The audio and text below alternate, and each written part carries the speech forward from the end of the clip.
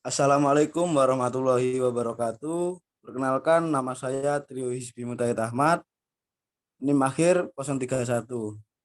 Saya di sini selaku moderator. Dalam diskusi ini, saya ingin menyampaikan terlebih dahulu nama kelompok 3.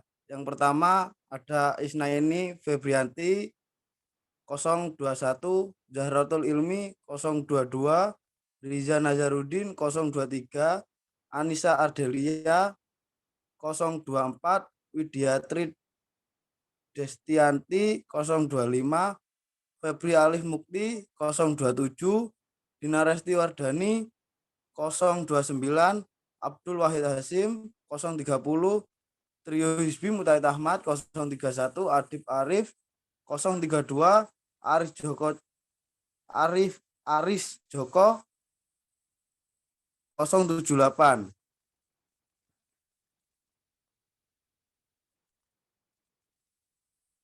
Next.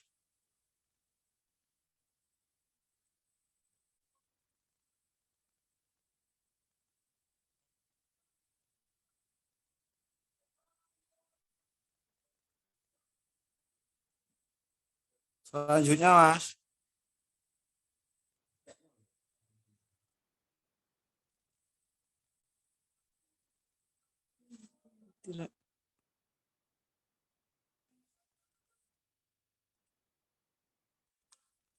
Dalam diskusi pertemuan ketiga ini, kelompok kami menyajikan konsep, memahami konsep konstitusi dan mampu mengidentifikasi konstitusi yang pernah berlaku serta konstitusi yang berlaku sekarang di Indonesia dengan dinarasumberi oleh Mas Riza Nazarudin. Apakah Mas Riza Nazarudin sudah ada di dalam Zoom? Ya Mas, sudah ada saya. Oh, iya Mas, monggo langsung dijelaskan Mas atau dipaparkan materinya. Terima kasih Mas Riza, silakan. Ya Mas, terima kasih atas kesempatan waktunya untuk mempersilakan saya untuk menyampaikan materi yang akan saya sampaikan. Ya, Assalamualaikum warahmatullahi wabarakatuh. Waalaikumsalam warahmatullahi wabarakatuh. Di sini saya sebagai narasumber akan menyampaikan diskusi yang ketiga pada kelompok 3 yang bertema memahami konsep konstitusi dan mampu mengidentifikasi konstitusi yang pernah berlaku serta konstitusi yang berlaku sekarang di Indonesia.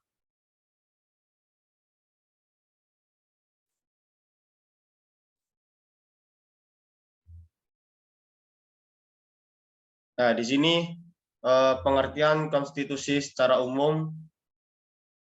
Pengertian konstitusi secara umum adalah asas-asas dasar serta hukum suatu bangsa, negara atau kelompok sosial, di mana yang menentukan kekuasaan, tugas pemerintah, dan menjamin hak tertentu bagi warganya.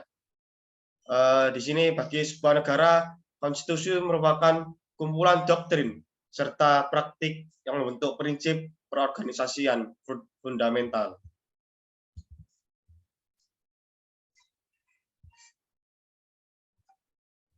Konstitusi juga berarti agregat dari dasar prinsip-prinsip yang menjadi hukum dasar negara, organisasi atau dari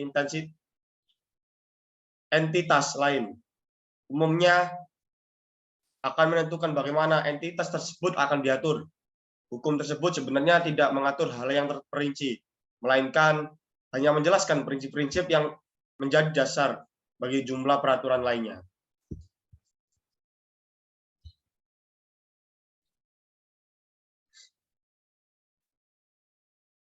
Di sini pengertian konstitusi menurut para ahli-ahli. Yang pertama yaitu Bolingbroke yang mengutip pengertian konstitusi adalah sekumpulan kaidah-kaidah hukum, institusi dan kebiasaan-kebiasaan yang diambil dari asas penalaran tertentu serta berisikan sistem umum atas dasar nama masyarakat itu sepakat atau setuju untuk diperintah. Yang kedua, KC Wir, yaitu konstitusi merupakan keseluruhan sistem ketatanegaraan suatu negara yang berupa kumpulan peraturan yang membentuk, mengatur, atau memerintah dalam memerintah suatu negara. Yang ketiga yaitu Jimli Asidiki. Pengertian konstitusi yakni hukum dasar yang dijadikan pegangan dalam penyelenggaraan suatu negara. Konstitusi juga dapat berupa hukum dasar tertulis yang biasa disebut Undang-Undang Dasar atau UUD, serta dapat pula tidak tertulis. Menurut A.C. Wade,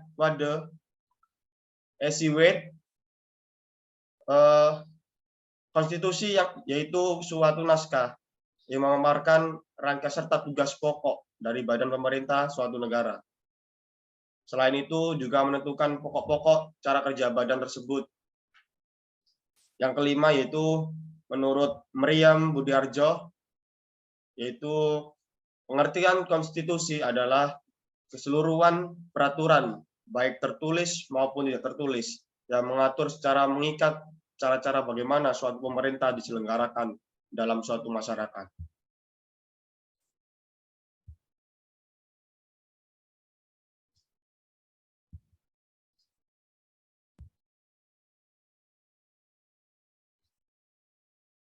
Nah, di sini yaitu asal istilah konstitusi. Di sini konstitusi berasal dari bahasa Latin, yaitu constitutio. Istilah ini berkaitan dengan kata ius atau jus yang memiliki arti hukum atau prinsip, sehingga konstitusi bisa diartikan sebagai suatu pernyataan mengenai susunan dan bentuk negara, di mana yang dipersiapkan sebelum maupun sesudah negara yang bersangkutan berdiri.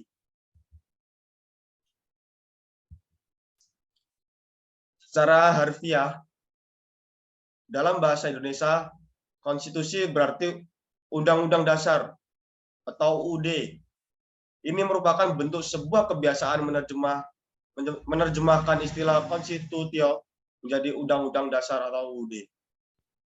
Hal tersebut juga sesuai dengan kebiasaan orang-orang Belanda serta Jerman, yang mana dalam percakapan sehari-hari kerap menggunakan kata Grondwet. Grond adalah dasar, wet merupakan undang-undang, dan Grundgesetz yaitu Grund adalah dasar, Gesetz merupakan undang-undang. Yang keduanya menunjukkan naskah tertulis.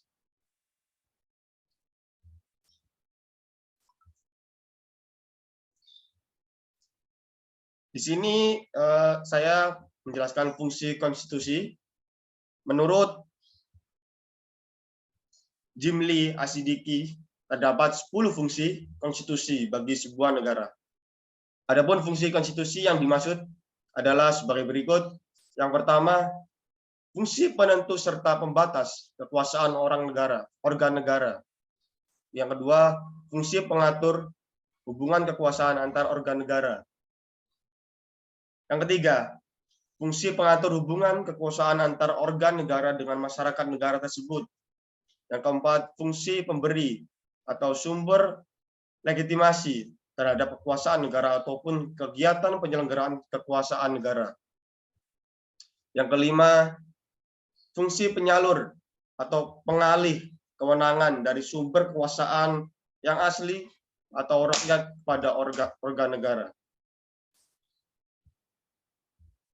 Yang keenam yaitu fungsi simbolik sebagai pemersatu. Yang ketujuh, fungsi simbolik sebagai rujukan identitas serta keagungan kebangsaan. 8. Fungsi simbolik sebagai pusat upacara atau seremoni. Yang ke-9, fungsi sebagai sarana pengendalian masyarakat, baik dalam arti sempit hanya di bidang politik ataupun dalam arti luas yang mencakup bidang sosial serta ekonomi. Yang ke-10 yaitu fungsi sebagai sarana, perekayasaan, serta pembaharuan masyarakat, baik dalam arti sempit ataupun dalam arti luas.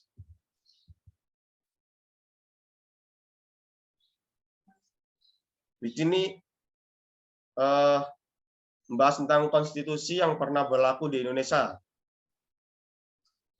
Nah, konstitusi adalah segala ketentuan dan aturan tentang ketatanegaraan. Konstitusi yang berlaku di Indonesia saat ini adalah Undang-Undang Dasar UUD 1945.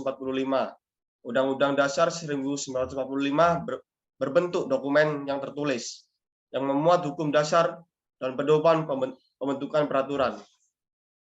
Terdapat beberapa jenis konstitusi yang pernah berlaku di Indonesia. Yang pertama yaitu Undang-Undang Dasar atau UUD 1945. Yang kedua, Konstitusi Republik Indonesia Serikat atau disingkat dengan RIS pada tahun 1949. Yang ketiga yaitu setelah RIS yaitu Undang-Undang Dasar Sementara atau disingkat dengan UUDS pada tahun 1950. Dan pada tahun setelah itu diganti lagi dengan Undang-Undang Dasar UUD 1945 sampai tahun ini, sampai sekarang. Ya, di sini saya menjelaskan tentang Undang-Undang Dasar atau UUD tahun 1945. Undang-Undang Dasar tahun 1945 merupakan konstitusi pertama yang ada di Indonesia. Undang-Undang Dasar 1945 adalah konstitusi tertulis yang memuat dasar negara Indonesia yang dituangkan secara formal. Undang-Undang Dasar 1945 berlaku mulai 18 Agustus tahun 1945 sampai dengan 27 Desember tahun 1949. Nah, naskah konstitusi adalah hukum dasar hasil karya Badan Penyelidik Usaha-usaha Persiapan Kemerdekaan Republik Indonesia atau disingkat dengan BPUPKI yang diubah menjadi naskah asli Undang-Undang Dasar atau UUD 1945 seperti yang berlaku saat ini. Hingga saat ini Undang-Undang Dasar atau UUD 1945 telah mengalami 4 kali perubahan atau amandemen. Yang pertama, amandemen pertama yaitu tanggal 14 sampai 21 Oktober tahun 1999. Yang amandemen kedua yaitu tanggal 7 sampai 18 Agustus tahun 2000. Amandemen ketiga tanggal 1 sampai 9 November tahun 2001.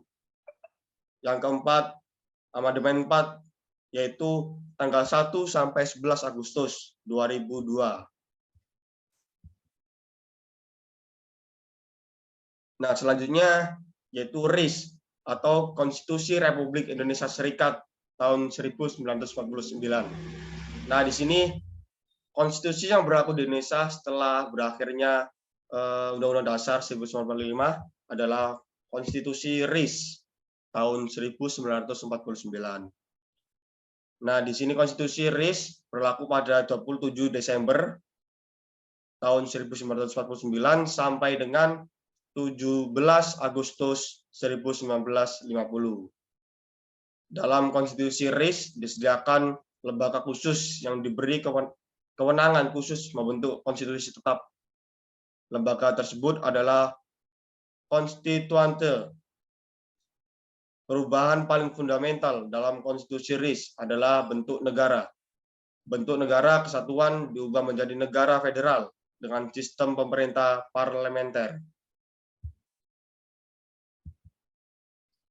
Nah, selanjutnya UUDS, Undang-Undang Dasar Sementara tahun 1950. UUDS tahun 1950 merupakan konstitusi tertulis yang berlaku pasca Konstitusi RIS 1949. Di sini Undang-Undang Dasar sementara tahun 1950 berlaku pada tanggal 17 Agustus 1950 sampai dengan 5 Juli 1959. UUDS 1950 membawa kembali bentuk negara Indonesia dari negara federal menjadi negara kesatuan. Sesuai dengan sifatnya yang sementara, UUDS 1950 memuat ketentuan hukum yang mengatur lembaga pembentuk Undang-Undang Dasar tetap yang disebut konstituente melalui Dekret Presiden 5 Juli tahun 1959. Konstituante bersama pemerintah menyatakan Undang-Undang Dasar 1945 kembali berlaku menggantikan UUDS tahun 1950.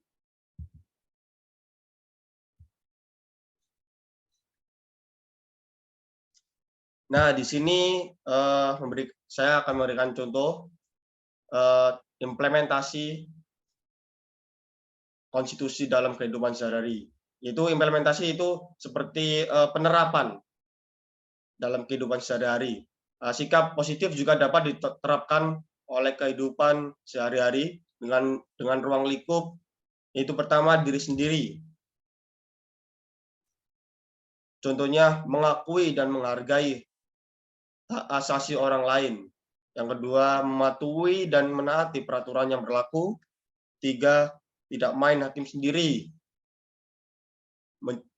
Keempat, yaitu menjaga keseimbangan antara hak dan kewajiban. Yang kedua, yaitu keluarga. Taat dan patuh terhadap orang tua. Yang kedua, taat keterbukaan terhadap permasalahan yang dihadapi. Tiga, memiliki etika terhadap sesama anggota keluarga. Yang keempat, mengembangkan sikap positif. Yang ketiga yaitu sekolah, di lingkungan sekolah. Contohnya yaitu taat dan patuh terhadap tata tertib sekolah, melaksanakan hasil keputusan bersama seperti kerja kelompok, begitu. Yang ketiga, mengembangkan sikap dasar dan rasional. Yang keempat yaitu di lingkungan masyarakat, menjunjung tinggi norma-norma pergaulan, mengikuti kegiatan yang ada di Karang Taruna, menjalin kekerukunan melalui berbagai kegiatan seperti gotong royong, sadar pada ketentuan yang menjadi keputusan bersama. Yang kelima yaitu berbangsa dan bernegara, sanggup melaksanakan Pancasila dan Undang-Undang Dasar secara konsekuen, tidak melakukan perbuatan yang merugikan kepentingan bangsa dan negara, sadar akan kedudukan sebagai warga negara yang baik, setia membela negara sesuai dengan perundang-undangan yang berlaku. Ya, terakhir yaitu terima kasih atas perhatiannya semuanya. Mungkin itu saja yang dapat saya sampaikan. Mungkin dari teman-teman ada yang bertanya. Saya kembalikan ke moderator. Monggo, moderator. Ya, terima kasih Mas Riza Nazarudin. Untuk teman-teman yang ingin bertanya silakan raise hand ya. Karena cuma yang raise hand aja yang ditanggapin sama Mas Riza Nazarudin atau saya. Terima kasih. Silakan raise hand teman-teman.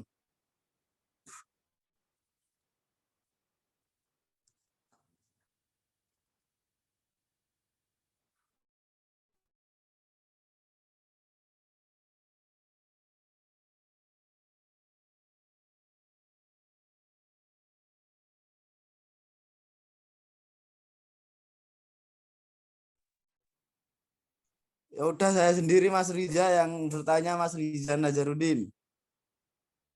Monggo ya Mas, yang residen duluan siapa Mas?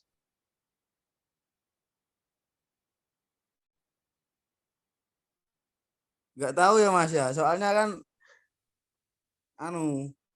hostnya bukan saya Mas. Oke.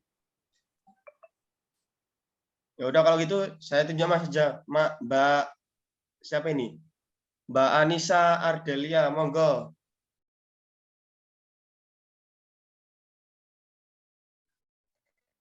Oke Mas, terima kasih atas kesempatannya. Sebelumnya mohon maaf saya izin off cam karena mau perjalanan pulang.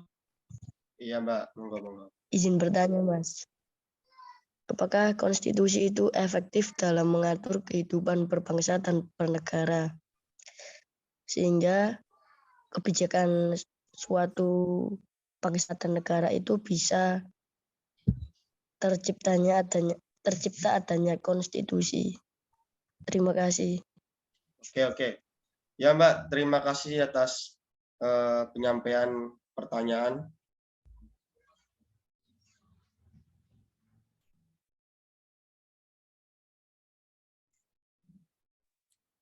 Sebentar Mas, saya potong sebentar ya Mas. Oh iya Mas, monggo moderator. Untuk teman-teman yang ada di jalan, mohon untuk berhenti dahulu ya, karena kalau kalian ngejum di jalan sedikit ekstrim ya, bahaya soalnya. Mohon untuk minggir atau di Indomaret atau di mana ya untuk menepi dulu lah, terus bisa ngejum. Kalau enggak ya keluar dulu nggak apa-apa. Terima kasih Mas Riza. Oh ya, benar apa yang dikatakan oleh moderator. Terima kasih Mas Trio. Nah, di sini saya akan menjawab pertanyaan dari Mbak Anissa. Pertanyaan tadi apa ya? Apakah itu konstitusi itu efektif dibuat untuk mengatur kehidupan berbangsa dan negara? Kalau di saya itu ya benar, emang efektif banget. Karena itu konstitusi itu sarana yang efektif dalam menjalankan aturan berbangsa dan negara. Yang mana konstitusi yang digunakan sebagai pengatur organisasi negara serta alat untuk menjaga hubungan antar negara. Gitu Mbak. Jadi konstitusi itu paling berpengaruh karena itu pedoman dari sebuah negara, berdirinya negara, begitu. Nah. Oke Mas Riza, terima kasih. Jawabannya sangat mantap. Iya Mbak, sama-sama Mbak. Sekian pertanyaan dari saya Mas. Kurang lebihnya mohon maaf dan terima kasih. Iya Mbak. Monggo selanjutnya, dari moderator sendiri. Oke, Mas Trio. Monggo Mas. Oke, terima kasih Mas Riza Nazarudin. Ya, saya izin bertanya ya Mas Riza. Oke, monggo Mas. Pertanyaan simpel tapi ya agak susah gitu loh jawabannya. Ya, terima kasih. Izin bertanya Mas, jelaskan apa yang menjadi penyebab terjadinya pergantian konstitusi. Jelaskan apa yang menjadi penyebab terjadinya pergantian konstitusi tersebut Mas. Terima kasih Mas Riza. Ya Mas, terima kasih atas penyampaian pertanyaannya.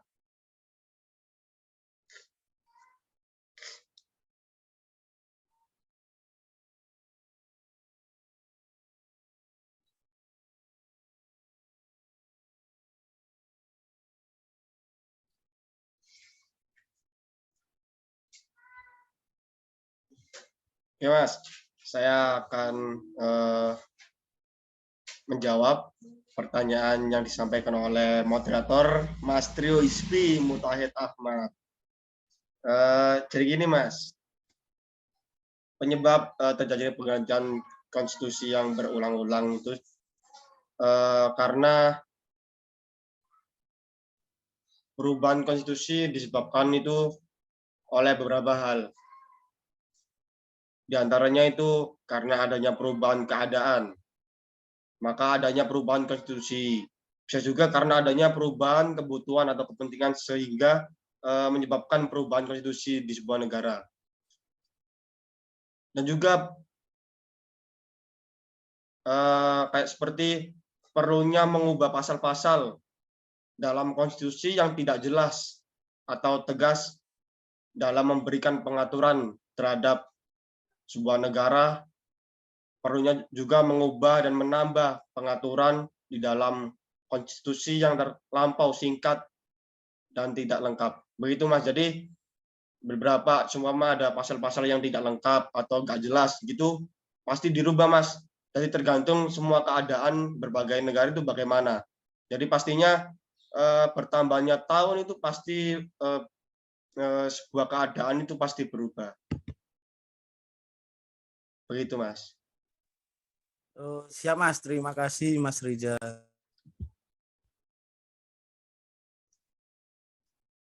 Monggo selanjutnya yang resen yaitu Mas Adib Arif. Monggo Mas. Iya Mas. Sebelumnya apa suaraku kedengeran? Suara saya kedengeran? Ya Mas, kedengaran. Oke. Mohon maaf kalau sinyalnya ini kurang bagus karena lagi hujan ya.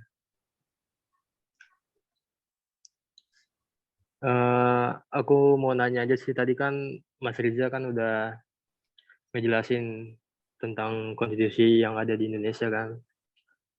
Nah, di PPT itu terdapat beberapa jenis konstitusi yang pernah berlaku di Indonesia. Dan pastinya konstitusi di Indonesia pastilah pernah berubah. Pertanyaannya, mengapa negara Indonesia itu mengalami beberapa kali perubahan konstitusi? Terima kasih, Mas. Ya, ya. Terima kasih Mas Adib Arif atas penyampaian pertanyaan. Ya. Jadi sebetulnya hampir mirip dengan pertanyaan dari moderator. Mengapa bangsa Indonesia itu mengalami beberapa kali perubahan konstitusi? Nah, perubahan konstitusi di Indonesia ini disebabkan oleh faktor eksternal dan faktor internal dari negara tersebut, serta dipengaruhi oleh kondisi politik hukum yang ada kemudian berdampak pula pada perubahannya sistem ketatanegaraan di Indonesia. Jadi semua yang diatur dari pemerintah itu berubah. Nah, maka itu terjadi perubahan seperti itu. Nah, jadi semuanya yang dalam konstitusi tersebut diubah dengan apa yang diinginkan oleh sebuah pemerintahan. Begitu Mas Adib.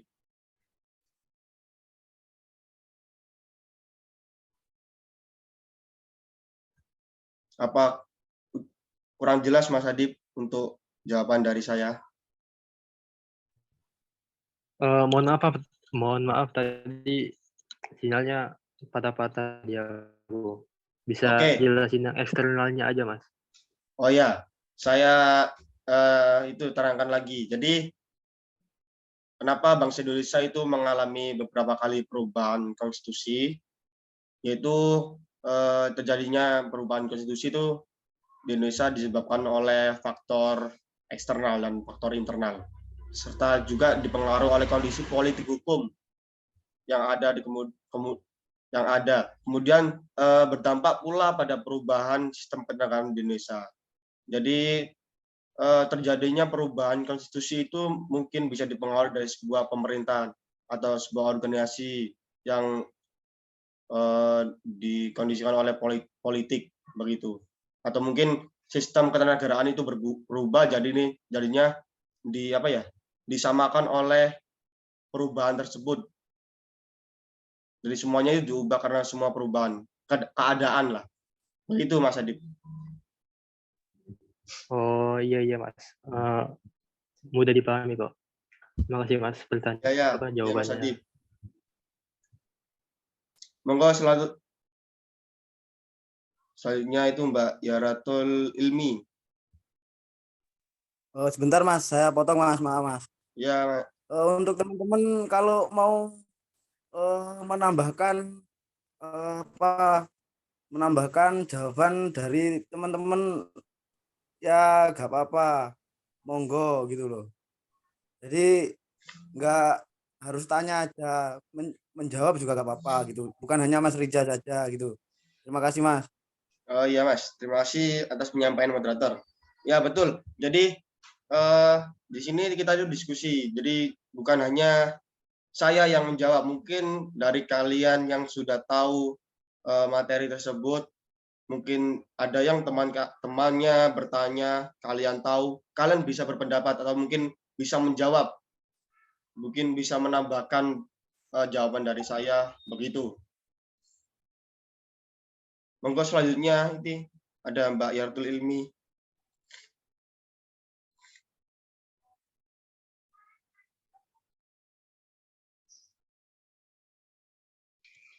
Baik, terima kasih atas kesempatannya.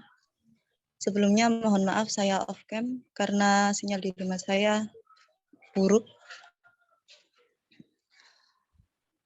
Saya izin bertanya kepada Mas Riza. Jadi begini Mas, apabila suatu konstitusi tidak dapat berjalan dengan baik dalam suatu pemerintahan, maka apa yang akan terjadi? Mohon penjelasannya Mas Riza, terima kasih. Ya, Mbak Ilmi, terima kasih penyampaian materinya. Jadi, apabila itu konstitusi tidak berjalan dengan baik di dalam sebuah pemerintahan negara, pastinya itu apa ya? Negara pastinya akan hancur tanpa konstitusi. Karena konstitusi itu pemberi pegangan sekaligus pedoman dalam menjalankan kekuasaan negara. Pastinya tanpa konstitusi itu sebuah negara yang tidak akan mencapai tujuan yang sesuai dengan harapan masyarakatnya. Tanpa konstitusi juga tidak ada yang mengatur hak asasi warga negaranya. Itu. Jadi sebuah konstitusi itu pedoman dari sebuah negara. Jadi apapun yang dilakukan atau yang penyampaian dari masyarakat sebuah negara tersebut itu menjadi pedoman bagi sebuah negara tersebut. Begitu, Mbak. Baik, terima kasih Mas Riza atas penjelasannya. Iya, Mbak. Sama-sama. Monggo, Mas Febri Alif. Oh ya, siap Mas. Makasih, terima kasih. Saya izin bertanya. Nah, pertanyaan saya, apa yang harus kita lakukan, Mas? Kan kita ini sebagai generasi muda ya, sebagai generasi milenial. Nah, apa yang harus kita lakukan agar kita bisa menumbuhkan kayak perilaku konstitusional kita? Itu aja sih, Mas. Oh iya, ya Mas, terima kasih. Cukup simpel aja. Terima kasih. Ya Mas.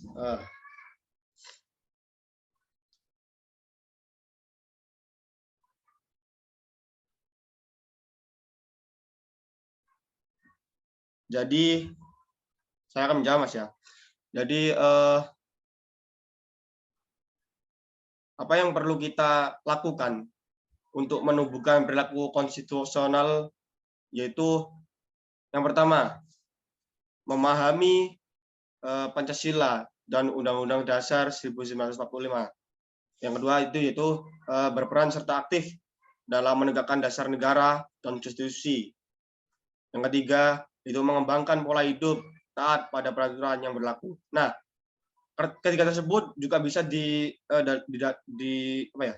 digiring di lingkup seperti sekolahan kalau masih menjadi pelajar, juga kalau udah nggak sekolah mungkin menjadi kerja gitu ya, di masyarakat gitu bisa. Terus juga di sini di lingkungan keluarga juga bisa. Dan tadi sudah yang saya sampaikan juga begitu. Monggo Feb. Silakan untuk Febri Alif. Pertanyaannya bisa diulang. Oke, baik Mas Trio, terima kasih. Izin mau bertanya mengenai PowerPoint yang tadi sudah dijelaskan sama Mas Riza. Saya ingin bertanya bagaimana cara menumbuhkan perilaku konstitusional. Apalagi kan kita sebagai generasi muda wajib paham dengan yang namanya konstitusional. Nah, mohon jawabannya, Mas Riza. Atau mungkin teman-teman yang lain bisa menjawab.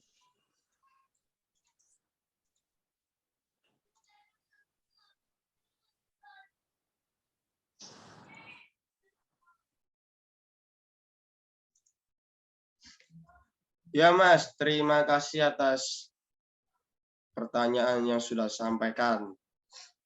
Jadi apa yang harus kita lakukan untuk menumbuhkan sebuah perilaku yang bersifat konstitusional, yaitu yang pertama yaitu memahami Pancasila dan Undang-Undang Dasar 1945, berperan serta aktif dalam menegakkan. Yang kedua itu berperan secara aktif dalam menegakkan dasar negara dan konstitusi. Yang ketiga yaitu mengembangkan pola hidup taat pada peraturan yang berlaku. Dan kita sebagai generasi muda, pastinya yang kita juga pasti seperti masih pelajar atau masih sekolah, pasti diterapkan di sekolah Anda. Di sekolah itu juga ada yang harus perilaku yang harus perilaku konstitusional yang harus ditumbuhkan. Ya seperti yang saya sampaikan tadi di PPT, yaitu seperti taat pada patuh terhadap tata tertib sekolah, gitu, melaksanakan hasil keputusan bersama, mengembangkan sikap dasar dan rasional, begitu Mas. Jadi sebagai generasi muda itu tahu bagaimana kita harus menumbuhkan sikap konstitusional di beberapa lingkungan tersebut. Begitu Mas. Oke. Berarti ini ya Mas Riza ya, berarti konstitusional ini sangat berpengaruh ya terhadap perkembangan generasi muda kita ya berarti ya. Iya Mas, pasti berpengaruh dalam kehidupan sehari-hari pada di generasi muda tersebut. Begitu Mas. Oke, baik. Terima kasih Mas Riza atas jawabannya. Ya Mas Febri Alif, terima kasih juga pertanyaan yang sudah disampaikan.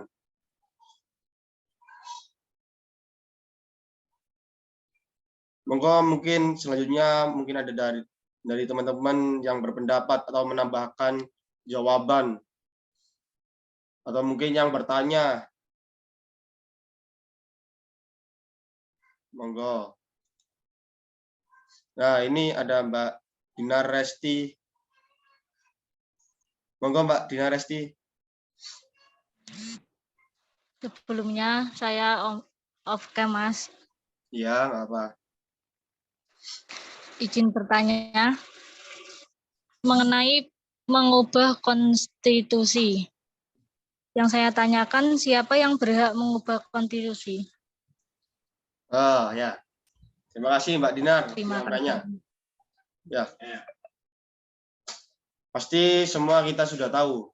Pastinya kita sudah tahu siapa yang mengubah semua peraturan atau mungkin undang-undang yang ada di Indonesia, yaitu yang berhak mengubah konstitusi yaitu Majelis Permusyawaratan Rakyat.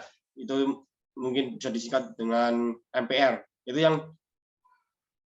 Dia itu yang berwenang untuk mengubah atau menetapkan suatu undang-undang dasar, dan juga dia seperti kayak berwenang untuk melantik presiden atau mungkin wakil presiden, begitu. Jadi yang berhak untuk mengubah yaitu MPR, Majelis Permusyawaratan Rakyat. Begitu Mbak Dinar.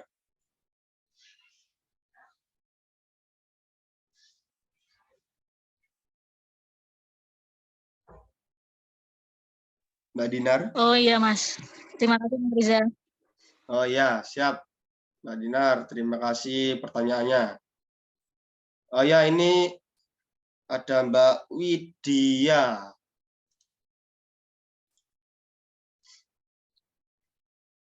Izin bertanya Mas Riza.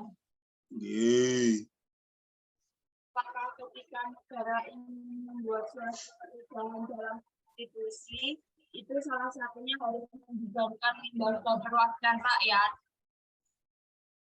Apa Mbak, mohon diulangi apa pertanyaannya.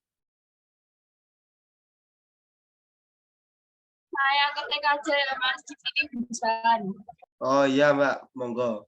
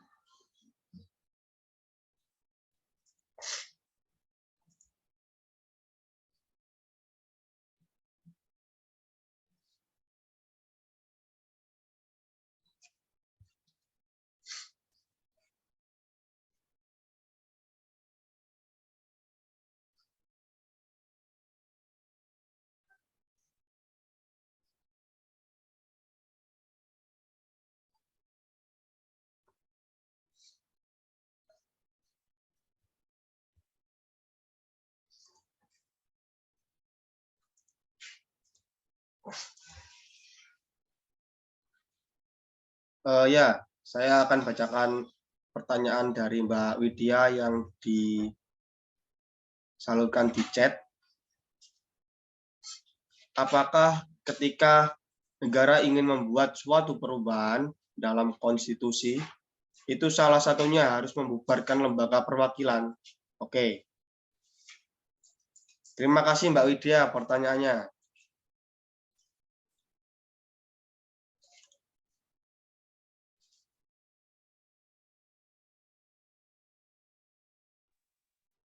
Saya Bang izin bertanya, Mas Riza.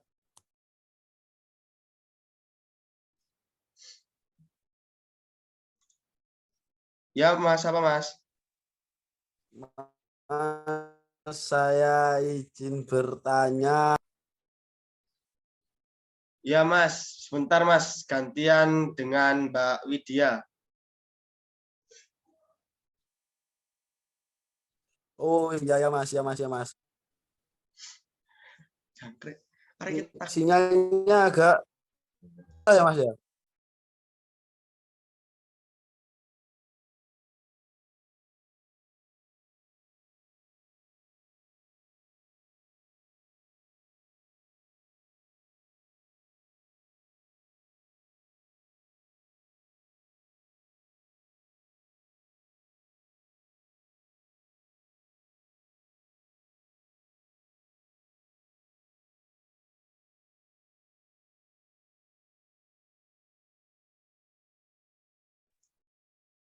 Oke Mbak Widya, saya menjawab pertanyaan dari Mbak Widya.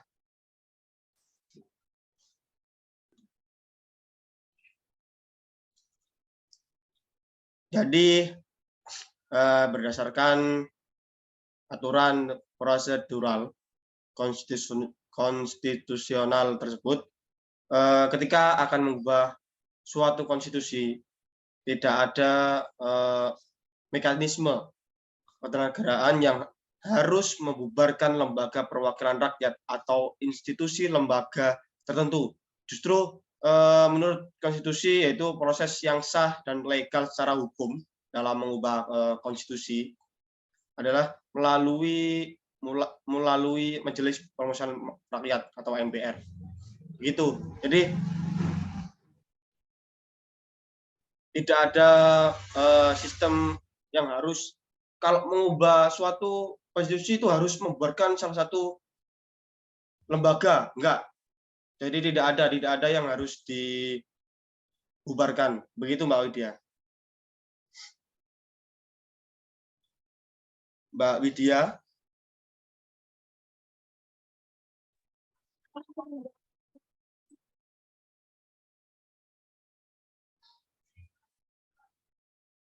Apakah sudah dipahami Mbak Widya?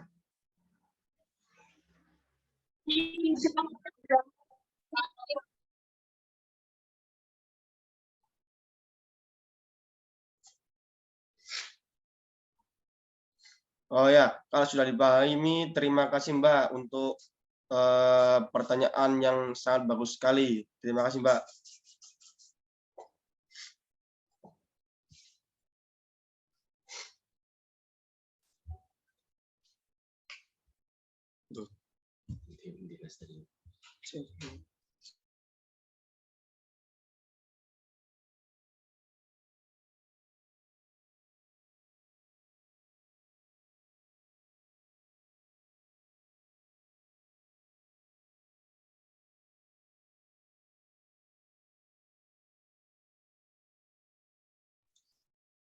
Mungkin ada yang ditanyakan lagi dari teman-teman. Mungkin ada yang belum paham atau bagaimana. Mungkin ada yang bisa menambahkan jawaban saya. Mungkin ada yang kurang.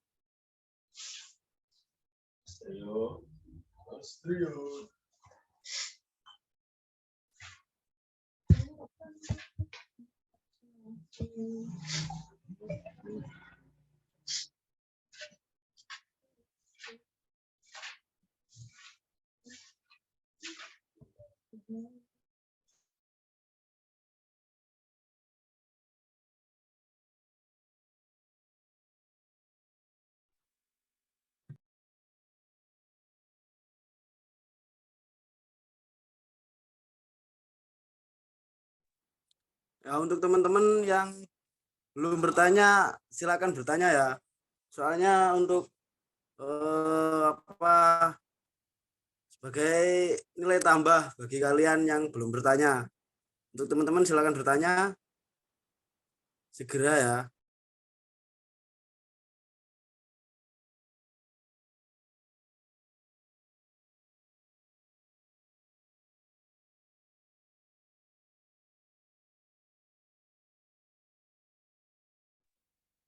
Izin mau bertanya, Mas.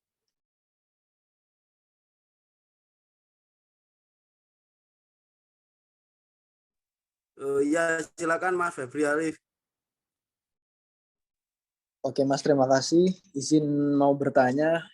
Ini pertanyaan bukan hanya buat Mas Riza ya, tapi juga buat teman-teman kalau misalkan ingin menjawab, silakan nggak apa-apa. Nah, kan kita membahas tentang konstitusional. Nah, tentunya kan pasti ada tujuannya, ya kan, dalam pembentukan konstitusional. Nah, kalau misalkan di Indonesia sendiri, apa sih tujuan pembentukan dari konstitusi ini? Itu aja sih. Apakah bisa diulangi Mas? Soalnya sinyalnya putus-putus Mas. Suaranya jadi Oh, ya. Oh ya, siap-siap. Nah, mengenai kita kan membahas tentang konstitusi. Betul ya? Nah, ini pasti kan ada sebab dan akibatnya kan. Nah, jadi kira-kira apa sih tujuan dari pembentukan konstitusi ini? Udah terdengar suara saya?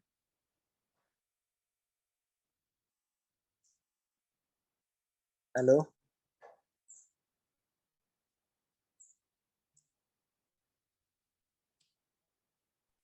Sudah, Mas.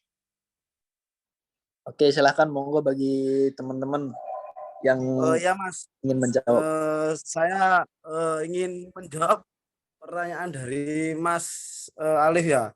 Tujuan Oh, ya. pembentukan konstitusi itu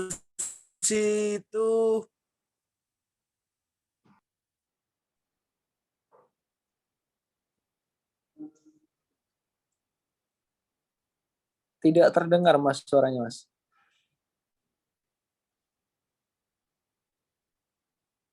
apa Mas? Tidak terdengar suaranya Mas Trio. Sekarang jelas sekarang dah. Iya, jelas sekarang dah. Ya. Ini saya ulangi ya. Monggo. Tujuan konstitusi adalah untuk memberikan batasan dan pengawasan terhadap kewenangan pemerintah sehingga menghindari kesewenang-wenangan.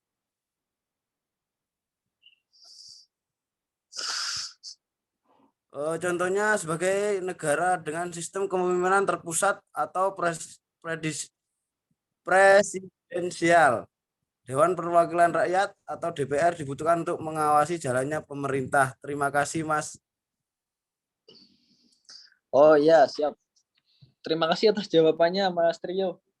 Siap, Mas. Saya pikir itu sangat penting ya untuk kita ini apa namanya mengetahui tentang tujuan dari pembentukan konstitusi sendiri. Ya, Mas. Saya Betul, kira Mas. sudah cukup atas jawabannya. Ya, terima kasih, Mas Febri. Untuk teman-teman silakan yang ingin bertanya ke siapa saja, nggak apa-apa ya. Yang penting ada yang jawab. Ya, terima kasih. Ya, saya menambahkan jawaban dari Mas Trio Hisbi yang ditanyai oleh Mas Febri Alif itu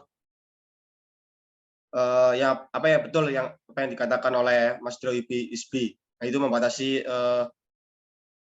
membatasi kekuasaan melalui aturan untuk menghindari kesewengan. Yaitu kesewenangan itu yang dilakukan oleh penguasa atau mungkin pemerintah kepada rakyatnya untuk memberikan arahan kepada penguasa untuk mewujudkan suatu negara. Jadi sebuah pemerintah dalam berbagai lembaga atau institusi pastinya memiliki tugas-tugas yang berbeda. Nah, tugas-tugas yang berbeda tersebut itu ada konstitusi untuk bisa mengatur salah satu tugas. Jadi pemerintah tersebut itu hanya fokus di tugasnya, enggak di tugas yang institusi lain atau mungkin lembaga lain. Begitu, Mas Febri Alif. Saya hanya menambahkan. Oh iya, terima kasih Mas. Nah ini saya juga mau menanyakan pendapat tentang konstitusi sendiri di Indonesia. Kan di Indonesia sendiri ini ada mahkamahnya, betul ya, kayak badannya konstitusi sendiri. Kalau di Indonesia ada yang namanya Mahkamah Konstitusi. Nah kalau menurutnya, bukan hanya Mas Riza, kalau menurutnya teman-teman nih, kira-kira Mahkamah Konstitusi di Indonesia sendiri, apakah kira-kira sudah berjalan sesuai SOP gitu? Apakah berjalan sesuai dengan baik atau masih ada hal-hal yang perlu diperbaiki gitu?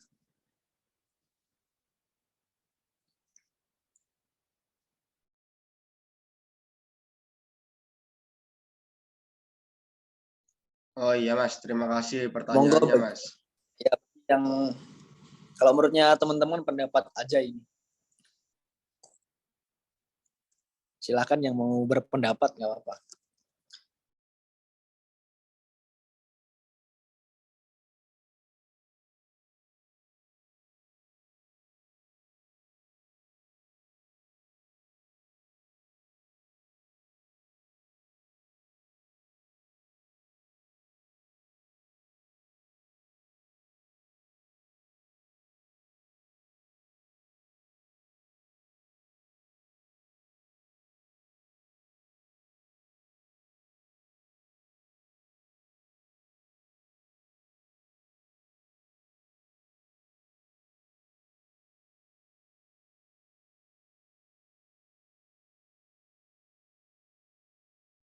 Gimana untuk teman-teman? Apakah ada pertanyaan lagi atau pendapat lagi untuk bagi kalian?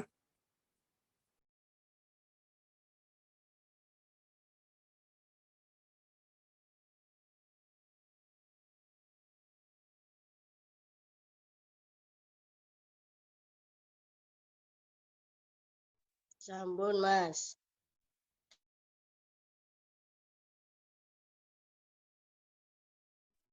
Halo, halo, ya Mbak. Siapa itu barusan? Sudah, Mas.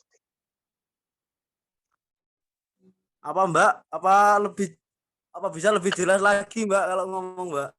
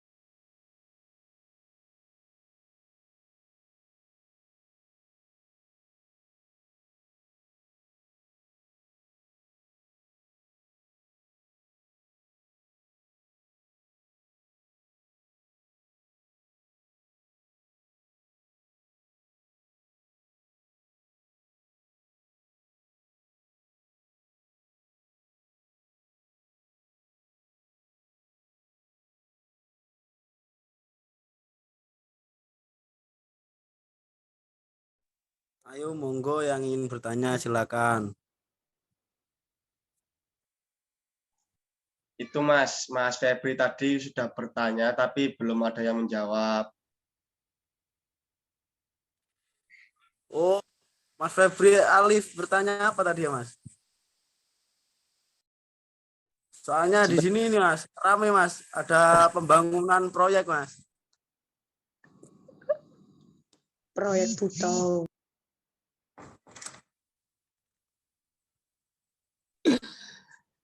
Sebenarnya bukan ini sih Mas, bukan apa namanya, bukan pertanyaan, cuman pendapat aja kalau misalkan dari teman-teman tentang badan ini kan Mahkamah Konstitusi di Indonesia, apakah sudah berjalan dengan baik atau masih ada yang perlu diperbaiki gitu.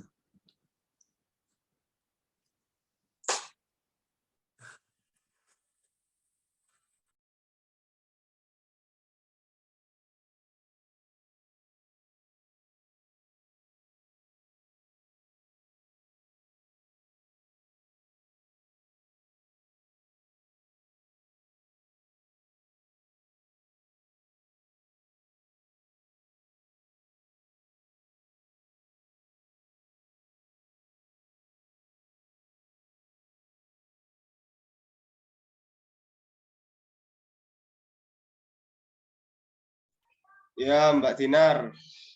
Moderator itu ada yang resen moderator. Moderator.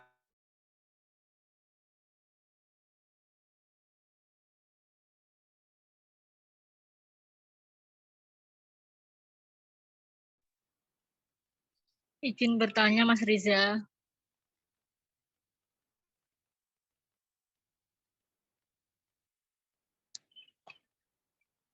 Mas Riza, izin bertanya. Ya, Mbak. Ya. Ya, Mbak, Mbak, Mbak. Salah satu tujuan konstitusi adalah memberikan batasan sekaligus pengawasan terhadap kekuasaan politik. Dan fungsi dari tujuan tersebut adalah untuk menghindari tindakan yang merugikan masyarakat Indonesia. Pertanyaan saya, apakah tujuan serta fungsi tersebut sudah diterapkan di Indonesia, sedangkan di luaran sana, di gedung perwakilan rakyat masih banyak yang melakukan tindakan korupsi yang sangat besar. Terima kasih.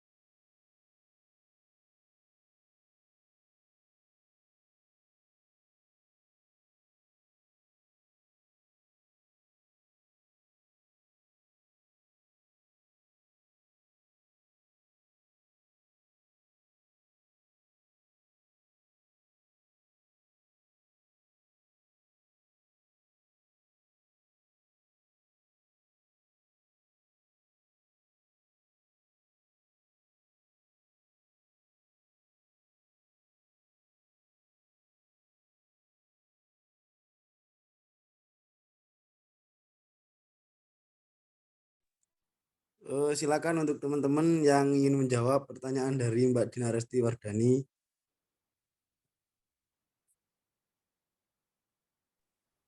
Ya Mas Trio, baik. Ini saya izin menambahkan jawaban. Mungkin atau kalau teman-teman nanti yang pengen menambahkan juga nggak apa-apa.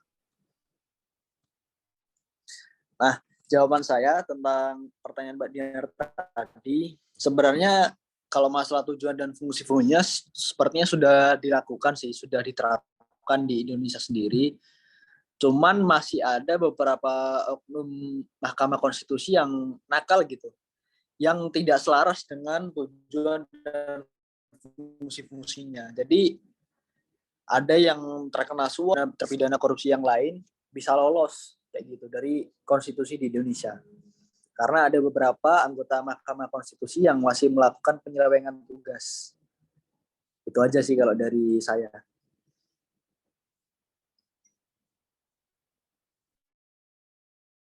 Baik, terima kasih Mas Febri Alif. Apakah ada pendapat lain dari teman-teman?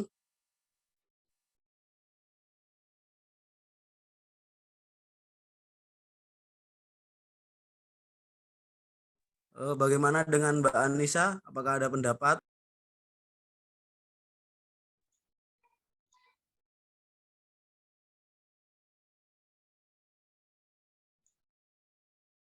Ya, saya akan menambahkan jawaban.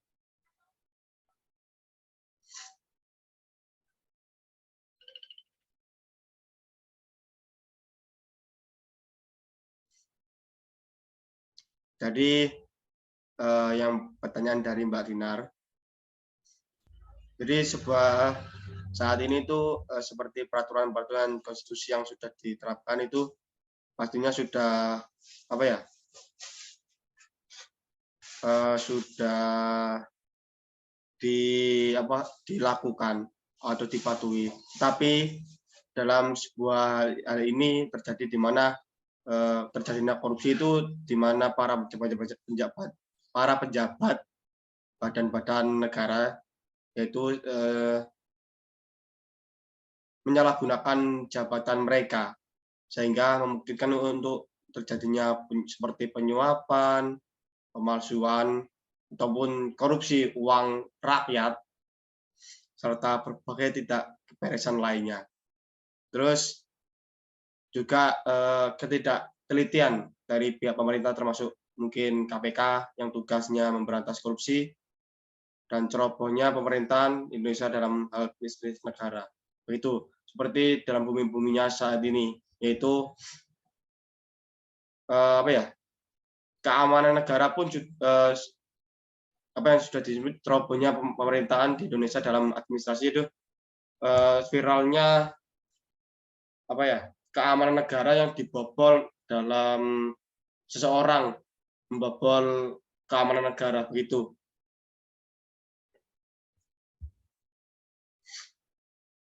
Apalagi dengan ketidakadilannya pemerintah atau hukum atas kepada masyarakatnya. Mungkin masyarakatnya ada yang salah ini, hukumnya segini, terus ada yang pejabat atau bagaimana yang salahnya seperti salah besar gitu, hukumnya cuma dikit begitu.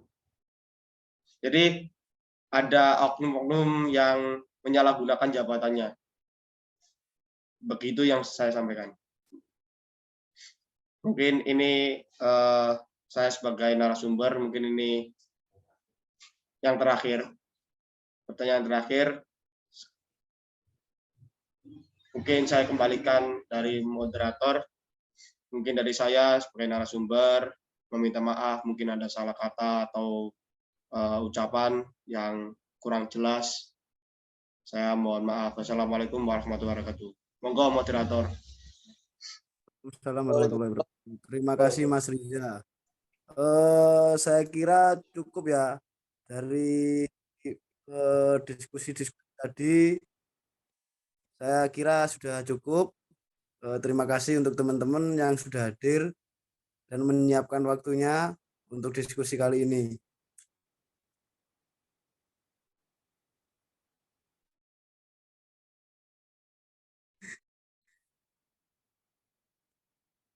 Ya udah, saya tutup.